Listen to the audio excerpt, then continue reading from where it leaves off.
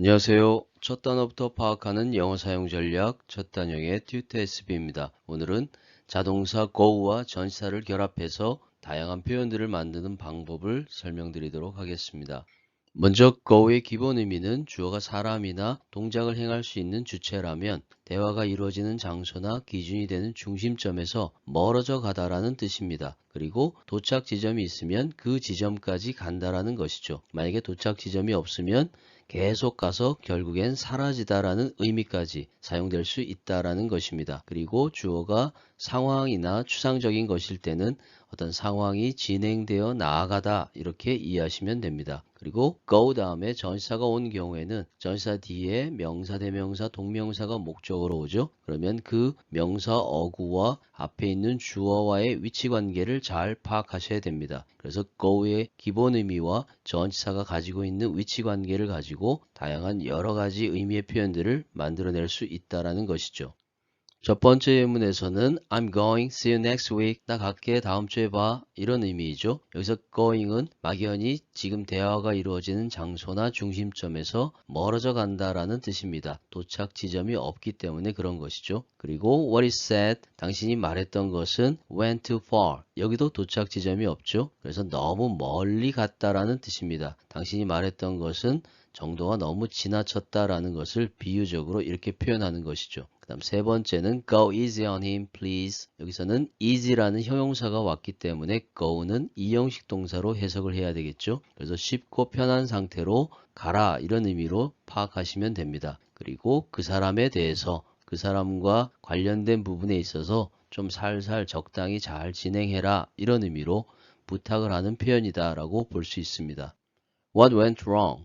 무엇이 잘못 진행되어 갔는가 라는 뜻이죠. 그래서 여기서는 의문사 what이 의문사이면서 동시에 주어 역할을 하기 때문에 바로 일반 동사를 사용하는 것입니다.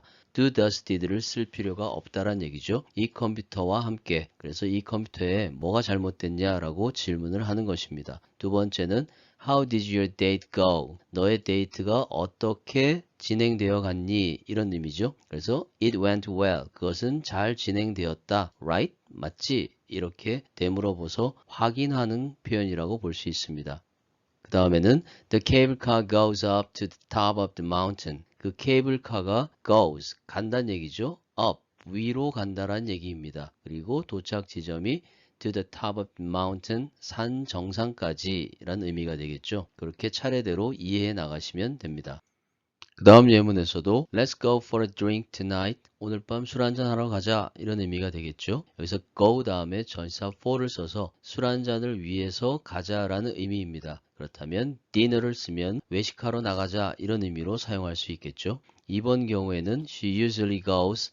그녀는 대체로 간다라는 뜻입니다. on a diet. 다이어트에 접촉한 상태로 간다. 그래서 대체적으로 다이어트를 한다라는 의미죠. In spring, 봄에는 for summer holidays, 여름 휴가를 위해서 봄이 되면 대체적으로 다이어트를 하는 편이다라는 이런 의미로 사용된 것이죠. 그 다음 세 번째는 패스트푸드점에서 사용되는 표현입니다. For here or to go. 여기서 먹고 가실 건가요? 아니면 가지고 갈 건가요? 라는 뜻으로 to go 라고 표현하는 것이죠.